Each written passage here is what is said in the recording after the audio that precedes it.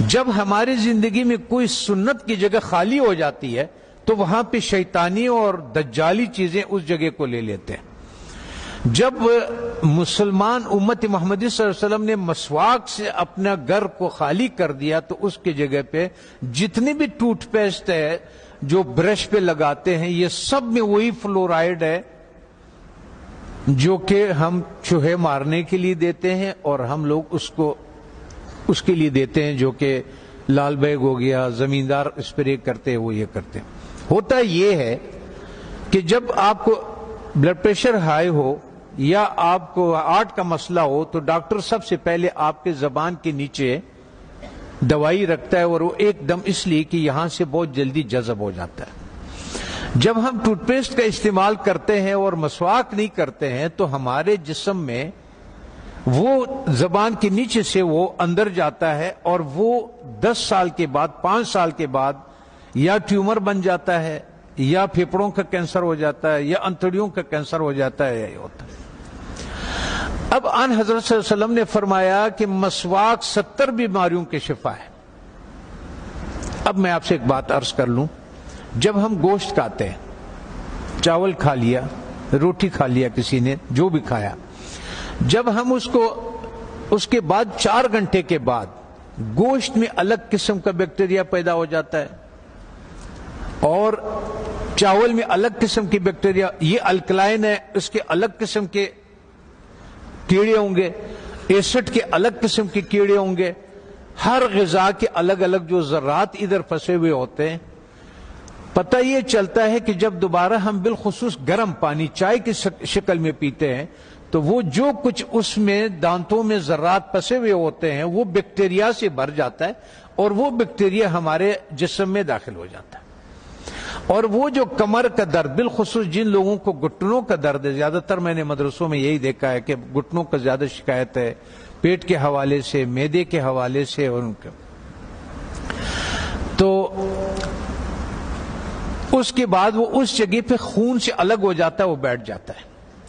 کسی کا blood pressure high ہو، کسی کا گھٹنے کا درد ہو، آپ 1 مہینے تک ان حضرت صلی اللہ علیہ وسلم یا 40 دنوں تک ان حضرت صلی اللہ علیہ وسلم کے مطابق ان کو مسواک کرائیں۔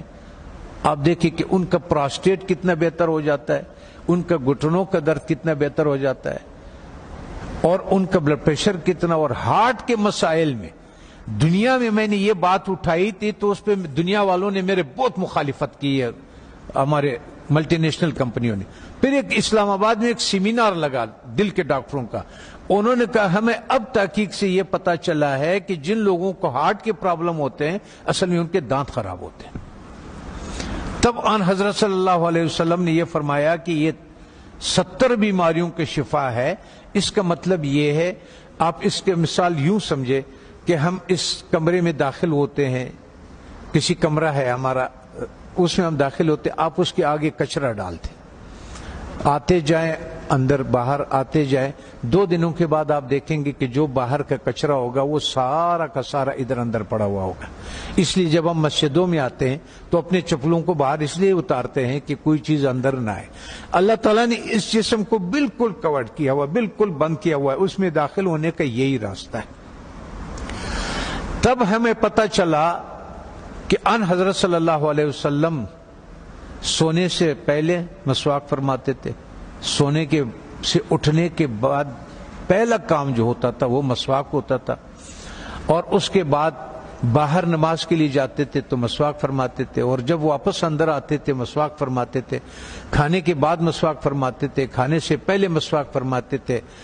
قربت ہے ہم بستری کے بعد مسواک فرماتے تھے۔ اور آپ نے تاکید فرمایا، وجہ یہ تھی کہ وہ 70 بیماریوں کا شفا ہے۔ جیسے جن لوگوں کا شوگر نہیں ٹھیک ہوتا، اس کا 24-48 گھنٹوں میں اگر آپ صحیح مسواک کروا دے تو 150 شوگر اس کے نیچے آ جاتی ہے، 48 گھنٹے میں صرف مسواک۔ اور آخری فائدہ ان حضرت صلی اللہ علیہ وسلم نے کیا فرمایا؟ فرمانے لگے کہ آخری کلمہ نصیب ہوتا ہے اس آدمی کو، آنکھیں روشن ہوتی ہے، چہرہ روشن ہو جائے، نورانی ہو جاتا ہے، کان صحیح رہتے ہیں، سماعت وہ جو یہ اس کی وجہ سے جو کان کا پردہ بھاری ہو جاتا ہے اس کی صفائی ہو جاتی ہے.